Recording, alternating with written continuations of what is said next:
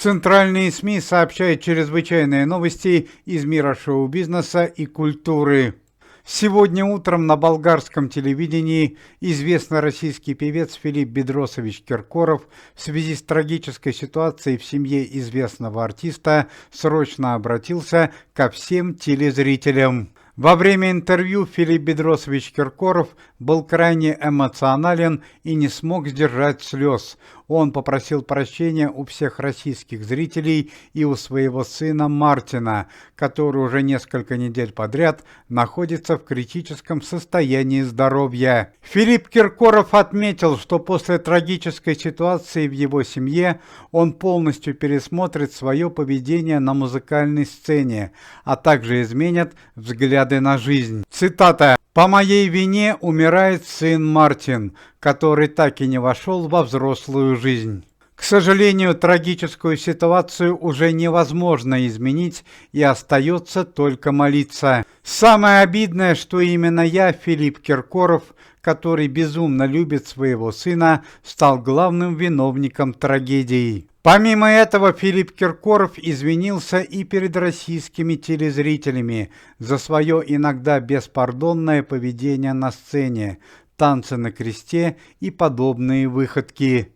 Зрители с большим стажем могут помнить, что печальная история в семье Филиппа Киркорова началась еще в ноябре 2024 года. Сын Филиппа Киркорова Мартин, который на тот момент обучался в элитной московской гимназии, пожаловался своему отцу на преподавателя физкультуры, который, по мнению Мартина, был очень строг и требовал постоянной дисциплины. Преподаватель физкультуры был настоящий мужчина, мастер спорта по боксу и участник спецоперации. Филипп Киркоров решил прийти в гимназию и разобраться с преподавателем физкультуры, однако получилось все наоборот. Учитель физкультуры не стал слушать оскорбления со стороны Филиппа Киркорова и сам поставил на место известного певца, выгнал из зала Филиппа Киркорова. В конце прошлого года этот инцидент получил широкую огласку. Однако спустя несколько дней после конфликта с Филиппом Киркоровым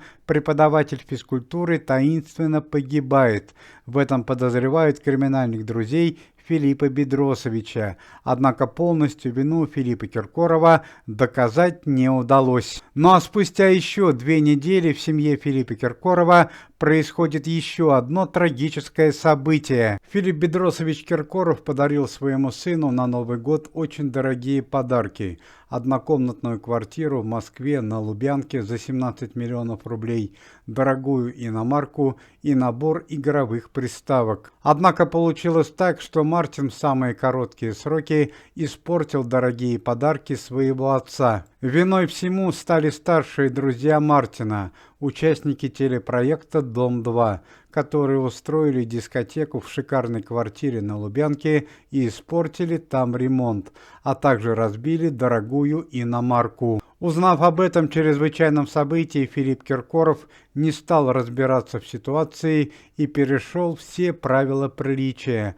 Он нанес черепно-мозговую травму своему сыну Мартину. Сначала состояние здоровья Мартина было удовлетворительным, спустя какое-то время тяжелым, а уже неделю спустя после получения травмы он впал в состояние комы. Сына Филиппа Киркорова лечили вначале российские врачи, потом его перевезли в Израиль. Однако израильские медики заявили, что сын Филиппа Киркорова Мартин безнадежен. Как последняя надежда сына Филиппа Киркорова Мартина несколько недель назад перевезли в Болгарию, в специальную клинику, где он и находится по сей день в критическом состоянии. С каждым днем шансы на благоприятный исход уменьшаются. К сожалению, на данный момент сыну Филиппа Киркорова не смогли и найти донора. Совсем недавно стало известно, что Мартину требуется пересадка внутреннего органа. Надо отметить, что сотрудники антикоррупционного комитета Никиты Михалкова активно помогали семье и Аллы Пугачевой и Филиппа Киркорова во время лечения их близких людей, и Мартина, и Елизаветы Галкиной.